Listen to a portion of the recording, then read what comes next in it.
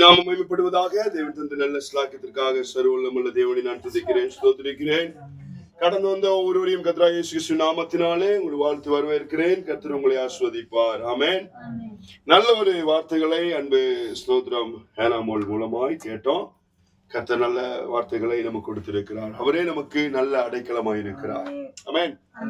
பாருங்க, இந்த சங்கீதத்துல ஸ்தோத்திரம் உங்களோடு கூட ஆண்டவர் பேச விரும்புகிற காரியம் 4வது வசனம் வாசிங்க. நான் உம்முடைய கூடாரத்தில் சதா காலமும் தங்குவேன். உமது செட்டைகளின் மறைவிலே வந்தடைவேன். அல்லேலூயா.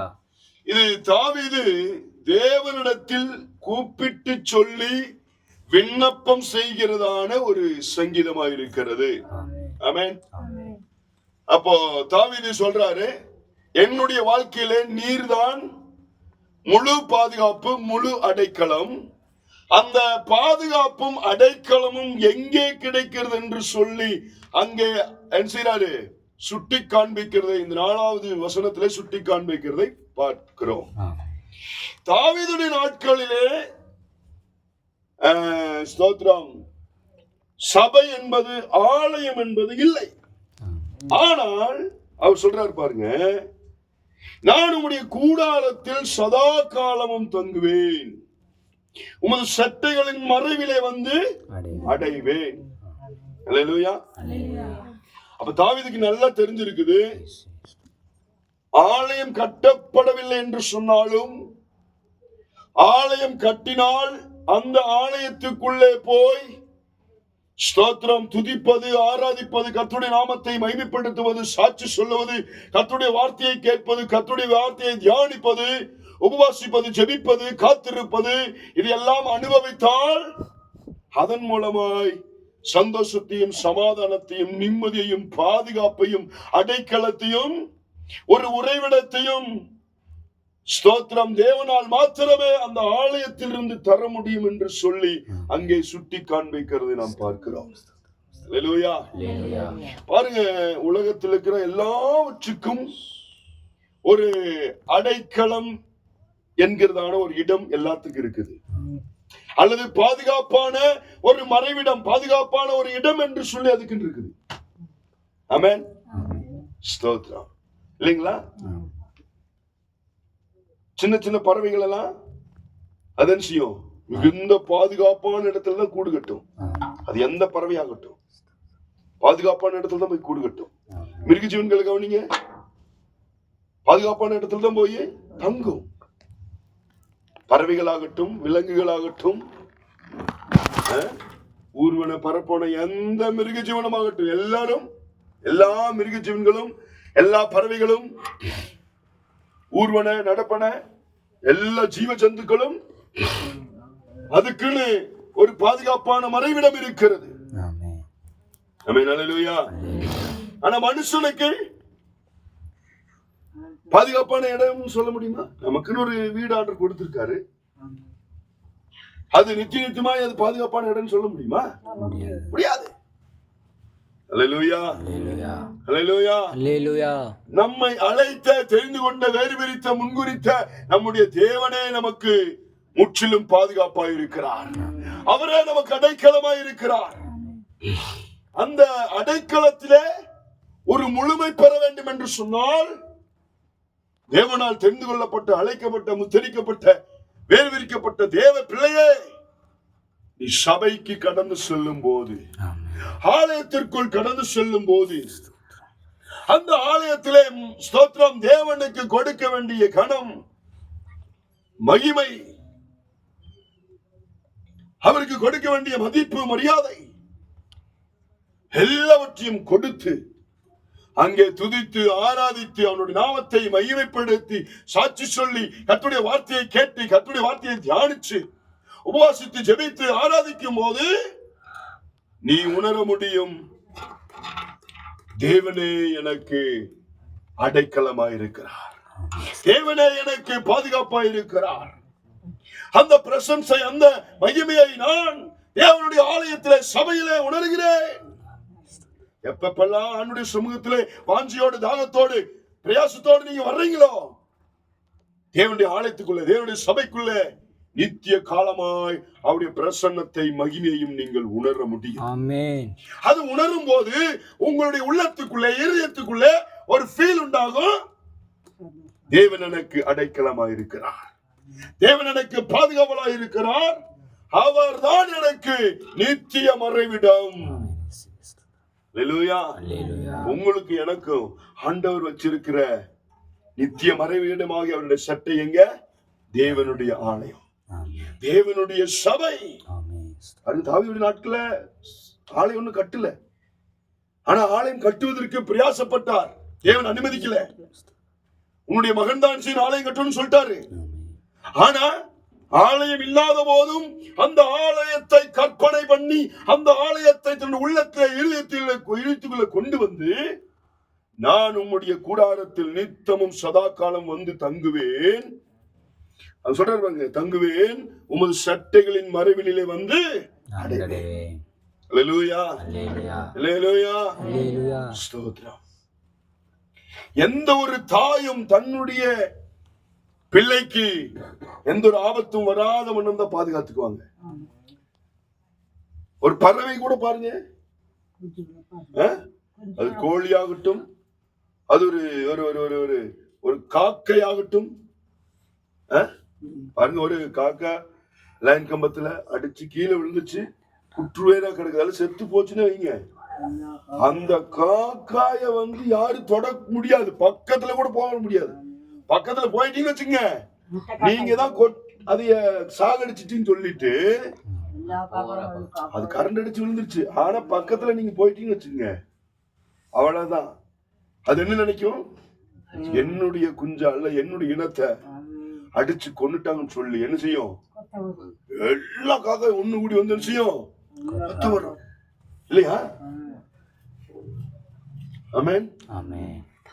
இப்ப ஒரு கோழி குஞ்ச ஒரு பாம்பு பிடிக்க வருதுன்னு வைங்க, அந்த கோழி சும்மா விட்டுருமா? என்ன செய்யும்? கோழி துரத்தி ஒத்தும். ஒரு நாய் வந்து நிறைய குட்டி போட்டு இருக்குது, அந்த குட்டி போய் யாராவது சீக்கிரம் எடுத்துட முடியுமா? முடியாது இல்லையா? அப்ப எல்லாத்துக்கும் என்ன செய்யுங்க? அந்தந்த ஒரு பாதுகாப்பு இருக்குது, எல்லாத்துக்கும் அந்தந்த ஒரு பாதுகாப்பு இருக்கு. பாருங்க, சிலது வந்து இந்த தூக்குனாங்குருவி, வேற நிறைய குருவிகள் இருக்குது, அது செய்யும் என்னுடைய முட்டை வச்சு அது குஞ்சு பொறிச்சு பயங்கர சேஃப்டியா வச்சிருக்கும். எது வந்து தொடாம, அது தீண்டாம, சேதப்படுத்தாம அந்த அளவுக்கு பாதுகாப்பா வைக்கும். அல்லேலூயா. பாருங்க, பறவைகள், விலங்குகள் எல்லாம் என்ன செய்யுங்க? புரொடெக்ஷன், பாதுகாப்பு கொடுக்குது. ஆமென். அப்ப நம்மை அழைத்தவர், நம்மை வேறு விரித்தவர், நம்மை தெரிந்து கொண்டவர், நம்மை உருவாக்கினவர், நம்மை சிருஷ்டித்தவர் நமக்கு என்ன செஞ்சிருக்காரு? மறைவிடமாகி அவருடைய சட்டைகளின் நிழலிலே வந்து தங்குவதற்கு, அவருடைய சட்டைகளின் கீழாக வந்து தங்கி பாதுகாப்பை, அடைக்கலத்தை, சத்துவத்தை, பலத்தை, ஆரோக்கியத்தை, நம்பிக்கையை, ஆசீர்வாதத்தை எல்லாவற்றையும் பெற்றுக்கொள்ள, அதை பெற்றுக்கொள்வதற்கு, நமக்கு கொடுப்பதற்கு நம்முடைய தேவன் வல்லவராயிருக்கிறார். அல்லேலூயா, அல்லேலூயா. ஏன் இதை தாவீது எழுதுகிறான்னு சொன்னா, பாருங்க, எல்லா இடத்திலும் வீட்டுல பிரச்சனை வந்தாலும் அந்த பிரச்சனைக்கு ஒரு முடிவு உண்டாக்கி ஒரு சொல்யூஷன் கொடுக்கிறது தேவன் தான். நாட்டுல பிரச்சனை வந்தாலும் அதை தீர்த்து வைக்கிறவர் ஆண்டவர் தான். சத்துருக்கள் கடந்து வந்து யுத்தம் பண்ணி பிரச்சனை பண்ணாலும் அதுல ஒரு விடுதலை கொடுக்கிறவர் ஆண்டவர் தான். அப்ப வீட்டுல, நாட்டுல, போகிற இடங்களெல்லாம் சத்துருக்கள் மத்தியிலே, அந்நிய ஜனங்கள் மத்தியிலே, அந்நிய ராஜாக்கள் மத்தியிலே, எல்லாரும் முன்னாடியும் இது இல்லாம அவனுடைய சரீரத்துக்கு விரோதமா, என்னுடைய ஆவிக்கு விரோதமா, என்னுடைய ஆத்மாவுக்கு விரோதமா நிறைய போராட்டங்கள் தாவீதுக்கு வருது. இது எல்லாவற்றிலும் நித்திய பாதுகாப்பானவர் தேவன் மாத்திரமே.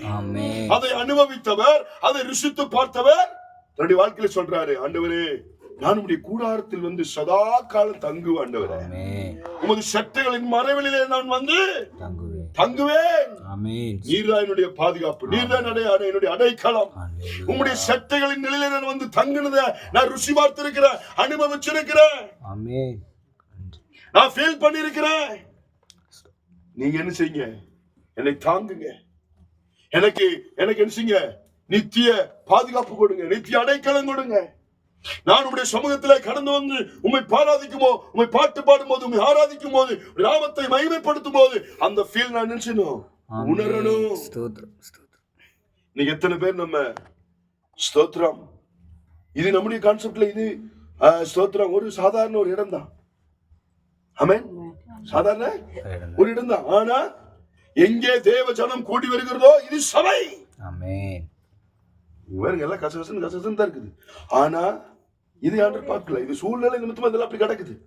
ஆனா நம்ம இதன் மத்தியிலும் சூழ்நிலையை ஸ்தோத்திரம் எல்லாம் பார்க்காம சமயமான போது எல்லாரும் கூடி வந்து பாட்டு பாடி ஆராதித்து ஆண்டுடைய நாமத்தை மகிமைப்படுத்தி சாட்சி சொல்லி கர்த்தருடைய வார்த்தையை கேட்கிறதுல இவ்வளவு ஆர்வம் உள்ளவர்களா இருக்கிறோம் அல்லவா? இந்த சந்தோஷம் எங்க கிடைக்கும்? இந்த சமாதானம் எங்க கிடைக்கும்? இந்த நிம்மதி எங்க கிடைக்கும்? இது என்ன செய்யுது நமக்கு? நம்முடைய உள்ளத்துக்குள்ள இருதயத்துக்குள்ள ஒரு பாதுகாப்பின் உணர்வை, ஒரு அடைக்கலத்தின் உணர்வை, சட்டைகளின் மறைவிலை வந்து தங்குகிற அந்த ஃபீல ஆண்டவர் நமக்கு கொடுக்கிறார். வேற எங்கேயும் போனால் கிடைக்காது. ஆமென். அல்லேலூயா. ஸ்தோத்திரம். ஒரு சினிமா பாத்தீங்கன்னா ஒரு 2.5 மணி நேரம் தான் அதனுடைய ஃபீல உணர முடியும். ஒரு நாடகம் பார்த்தா ஒரு 1/2 மணி நேரம். அப்படிதானே? ஆமென். ஆமென். சரக்கு அடிச்சா ஒரு நாள் ஃபுல்லா 2 மணி நேரம் 3 மணி நேரம் தெரியல, எனக்கு தெரியாது. 2 மணி நேரம் 3 மணி நேரம் அப்படிங்களா? முடிஞ்சு வச்சு அப்புறம் காசு போதை அழிஞ்சிருமா? காசு போயிடும் இல்லையா? அப்படிதானே? அப்படிதானே? அப்ப எதுவுமே நிரந்தரமான அல்ல. எதுவுமே நிரந்தரமானதல்ல. ஆனால் நீங்க வீட்டிலே இருந்து குடும்ப ஜெபம் செய்தாலும், காட்டில் இருந்து ஜெபிச்சாலும், மலையிலிருந்து ஜெபிச்சாலும், குன்றுகள் இருந்து ஜெபிச்சாலும், சபையில வந்து ஜெபிச்சாலும், உபவாசித்தாலும், ஆராதித்தாலும், பாட்டு பாடி ஆராதித்து ஆண்டுடைய நாமத்தை மகிமைப்படுத்தி வசன வாசித்து தியானிச்சு கர்த்தருடைய வார்த்தையை நீ கேட்டு இதிலே பெறுகிற சந்தோஷம், சமாதானம், நிம்மதியானது நித்தியமாய் பாதுகாப்பையும் அடைக்கலத்தையும் உணரத்தக்கதான அந்த ஃபீலிங்க ஆண்டவர் உள்ளத்திலும் இருதயத்திலும். நம்ம எங்கெங்கயோ போறோம், சந்தோஷம் கிடைக்கலையே, சமாதானம் கிடைக்கலையே, நிம்மதி கிடைக்கலையே, என்னுடைய தேவைகள் சந்திக்கப்படல, எங்கெங்கயோ போறோம். எங்கெங்கயும் போய் ஏன் கிடைக்கல, கடைசியில ஏன் இங்க ஆண்டோட சந்நிதியில வர்றோம்? நமக்கு தெரிஞ்சிருக்குது இல்லையா? இங்க வந்தா தான் ஒரு முடிவு உண்டாகும், ஒரு விடுதலை உண்டாகும், ஒரு சுதந்திரம் உண்டாகும். அவரே நித்திய பாதுகாப்பு, அவரே நித்திய அடைக்கலம். நான் அவருடைய கூடாரத்தில் சதாகாலம் வந்து தங்கும் போது அவர் ஸ்தோத்திரம் அவருடைய சட்டைகளின் மறைவிலே என்னை கடந்து வந்து தங்க வைப்பார், ஃபீல் பண்ண வைப்பார், உணர வைப்பார், அனுபவிக்க வைப்பார், ருசிக்க வைப்பார். தேவனால் மாத்திரமே கூடும். இந்த காரியத்தை தாவீது அனுபவிச்சிருக்கார். சத்துருடைய கையிலே பிடிபடாமல், அந்நியுடைய கையிலே பிடிபடாமல், அந்நிய ராஜாக்களுடைய கையிலே பிடிபடாமல், சதிமோச நாசங்களுக்கு, ஆபத்துகளுக்கு, நெருக்கங்களுக்கு, விபத்துகளுக்கு, இக்கட்டான சூழ்நிலையிலே பிடிபடாமல் கர்த்தர் அவனை பாதுகாத்துக் கொண்டே வந்தார். கடைசி வரை பாதுகாத்துக் கொண்டு வந்தார். அல்லேலூயா, அல்லேலூயா. இயேசு கிறிஸ்து செஞ்ச ஊழியத்தின் நாட்களிலே எல்லா ஜனங்களும் ஸ்தோத்திரம், அவர் போற இடத்துல எல்லாம் குவியலா ஜனங்கள் கூடி வந்தாங்க. காரணம் என்ன? அவருடைய சட்டையிலே வந்து தங்குனாத்தா அந்த பாதுகாப்ப, அந்த சந்தோஷத்தை, சமாதானத்தை, நிம்மதிய, விடுதலைய, அற்புதத்தை, அதிசயத்தை உணர்ந்தார்கள். அதனால அத்தனை ஜனங்கள் மொய்மொயின் முஞ்சாங்க. இயேசு கிறிஸ்து எங்க போற எல்லா ஜனங்களும் வந்தாங்க. சிறு பிள்ளைகள், வாலிப பிள்ளைகள், ஆண்கள், பெண்கள், வயதானவங்க எல்லாரும் வந்தாங்க. அல்லேலூயா, அல்லேலூயா. அப்ப இயேசு கிறிஸ்து என்கிற அந்த ஸ்தோத்திரம் மறைவான சட்டைகளின் கீழே நீங்களும் நானும் தங்கி இருக்கிறோம். நமக்கு வீடு ஒரு நித்திய பாதுகாப்பு இல்ல.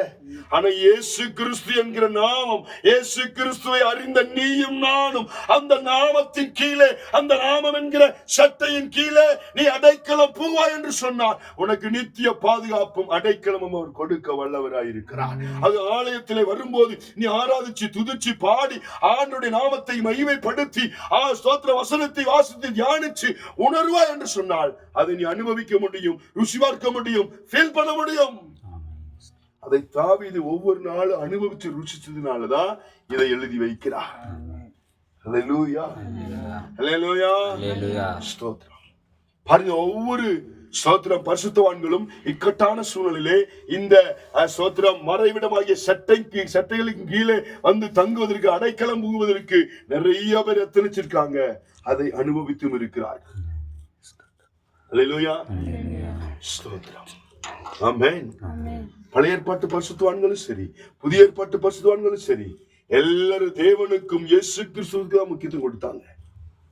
அப்போஸ்தலனாகிய யோவான் சுவிசேஷ நிமித்தமாய், ஊழியத்தின் நிமித்தமாய் நிறைய முறை என்ன செஞ்சாங்க? அவரை அடித்தார்கள், சாட்டையால் அடிச்சாங்க. கொதிக்கிற எண்ணெயில உலகா பச்சி போடுவாங்க இல்லையா, அது மாதிரி 2 முறை முக்கி எடுத்தாங்க. ஆனாலும் அவர் சாகல, ஒன்னும் ஆகல. அவர் கடைசியில இவர் சாகவே மாட்டார் சொல்லி என்ன செஞ்சாங்க? நாடு கடத்தப்பட்டார். யாருமே இல்லாத ஒரு தீவுல, பத்ம தீவுல என்ன செஞ்சாங்க? கொண்டு போய் போட்டு வந்துட்டாங்க. அங்க பாத்தீங்கன்னா ஒரு ஜனம் இல்லை, எங்க பார்த்தாலும் பிண குவியல், கொண்டு போட்டு வந்துட்டாங்க. ஹல்லேலூயா. பயங்கரமான பிண வாட, எந்த ஒரு ஆள் நடமாட்டம் இல்ல, பேச்சு துணை இல்ல, சாப்பாடு இல்ல, நல்ல தண்ணி இல்ல. அது ஒரு தீவு, சுத்தில கடல் தண்ணி. கடல் தண்ணி எப்படி இருக்கு? உப்பாதான் இருக்கு. நல்ல தண்ணி கிடைக்குமா? நல்ல சாப்பாடு கிடைக்குமா? ஒரு ஜனம் இல்ல, கடை இல்ல, ஆள் இல்ல, பேச்சு துணையும் இல்ல. இங்க பார்த்தாலும் வாட, பெண வாட எப்படி இருக்கும்? அந்த இடத்திலும் ஆண்டவருக்கு முக்கியத்துவம் கொடுத்து ஆராதிச்சு துதிச்சு ஆண்டவருடைய பிரசன்னத்தை உணர்ந்து தியானிச்சு வணங்கி ஆண்டவருடைய நாமத்தை மகிமைப்படுத்தின போது சொர்க்கம் திறந்தது. நிறைய காட்சிகளை, சொப்பனங்களை, தரிசனங்களை ஆண்டவர் காண்பித்தார். நடக்க போய் எல்லா காரியத்தையும் காமிச்சாரு. அதனாலதான் வெளிப்படுத்தின எழுதப்பட்டுச்சு. அந்த அப்பேற்பட்ட சூழ்நிலையிலும் மறைவான அந்த சட்டைகளில் நிழலிலே வந்து அடையத்தக்கதான அந்த ஃபீல அப்போஸ்தலனாகிய யோவான் உணர்வார் என்று சொன்னார். அந்த சூழ்நிலையிலும் அப்போஸ்தலனாகிய யோவான் அந்த ஃபீலை உணர முடியும் என்று சொன்னார். இன்னைக்கு எல்லா சௌகரியங்களும் நமக்கு கொடுக்கப்பட்டிருக்குது. நம்ம அந்த அப்போஸ்தலனாகிய யோவானை போலவா நம்ம இருக்கிறோம்? இப்ப அந்த சூழ்நிலை இருக்கிறோம் இல்ல? அப்ப நம்ம ஆலயத்துக்கு ஒழுங்கா கடந்து போனா அந்த ஃபீலை நம்ம உணர முடியாதா? அக்கறையோடு போனா, கரிசனையோடு போனா, வாஞ்சியோடு போனா, தாகத்தோடு போனா, ஆசையா போனா கண்டிப்பா அந்த ஃபீல் ஆண்டவர் செய்வார், உணர வைப்பார், ருசி பார்க்க வைப்பார். அல்லேலூயா, அல்லேலூயா, அல்லேலூயா, அல்லேலூயா. ஸ்தோத்திரம். ஆமென், ஆமென். ஸ்தோத்திரம். ஈசாக்கு பாருங்க, தனக்கு வந்து நிறைய பிரச்சனை வந்துச்சு. அந்த பிரச்சனையின் மத்தியில் தான் செஞ்சாரு. அவர் ஆண்டவருடைய வார்த்தைகளை நம்பி தியானிச்சாராமா. யாருக்காவது தியானிக்க முடியுமா? பிரச்சனை வர்ற நேரத்தில் தியானிக்க முடியுமா? ஆனா ஈசாக்கு தியானிச்சாரு. அப்போ அந்த ஃபீல் அவங்க உணரணும்னு சொன்னா நம்ம என்ன செய்யணும்? ஆண்டவருடைய சந்நிதியில வரணும். அது தாவீது செய்தார். அந்த ஃபீல் அவர் உணர வச்சார். ஆமென். அல்லேலூயா, அல்லேலூயா. கிறிஸ்துவ வாழ்க்கை என்பது ரொம்ப சுலபம் அல்ல, ஈஸி அல்ல, கடினமான வாழ்க்கை தான். அதன் மத்தியிலும் நம்மை அர்ப்பணித்து ஆண்டவருக்காய் நிலைநிற்கும் போது அவர் நமக்கு நித்திய அடைக்கலமாய், பாதுகாப்பாய், அவருடைய மறைவான சட்டுகளின் நிலையிலே வந்தடையத்தக்கதான தேவ பிள்ளைகளாய் கர்த்தர் நம்மை மாற்றிக் கொண்டிருக்கிறார். தாவீதுக்கு அவர் ஆண்டவர் உதவி செஞ்சார். இயேசு கிறிஸ்துவின் இடத்துல நிறைய ஜனங்கள் வந்து அந்த ஃபீல் அனுபவிச்சாங்க. எல்லா அப்போஸ்தலர்களும் சீஷர்களும் அதை அனுபவித்தார்கள். இன்னைக்கு நீங்களும் நானும் அனுபவிக்க நம்மளும் சொல்லுவோம், ஆண்டவரே நான் உடைய கூடாரத்திலே அல்லது சபையிலே வந்து சதா காலம் தங்கும். ஆண்டவரே தங்கும் போது, ஆண்டவருடைய சட்டைகளின் மறைவான இடத்திலே நான் தங்கும் போது ஆண்டவரே நித்திய மகிழ்ச்சியும் சந்தோஷத்தையும் சமாதானத்தையும் நிம்மதியையும் ஆசீர்வாதத்தையும் எனக்கு கட்டளையிட. ஆமென். அதை நான் ஃபீல் பண்ண, உணர, ருசி பார்க்க எனக்கு உதவி செய்யுங்கன்னு சொல்லி நம்ம அர்ப்பணிப்போம். ஒருவேளை நம்ம மனசுல நம்பிருக்கலாம், மனுஷர்கள் நம்மை உதாசீனப்பட்டிருக்கலாம், கைவிட்டிருக்கலாம். ஆனா நம்மை கைவிடாத தேவன், நம்மை உதற தள்ளிவிடாத தேவன், ஒதுக்கி வைக்காத தேவன், நமக்கு அவர் மறைவிடமான சட்டைகளை நிழலிலே வந்து தங்கத்தக்கதான வழிவாசல்களை ஆண்டவர் இன்னைக்கு நமக்கு திறந்து கொடுத்து கொண்டே இருக்கிறார். நம்ம எல்லாரும் அர்ப்பணிப்போம். கர்த்தர் இந்த வார்த்தைகளாக ஒரு ஆசீர்வதிப்பாராக. ஆமென். நம்ம எல்லாரும் முழங்கால் படிடுமா? எல்லாரும் முழங்கால் படிட்டு நாம்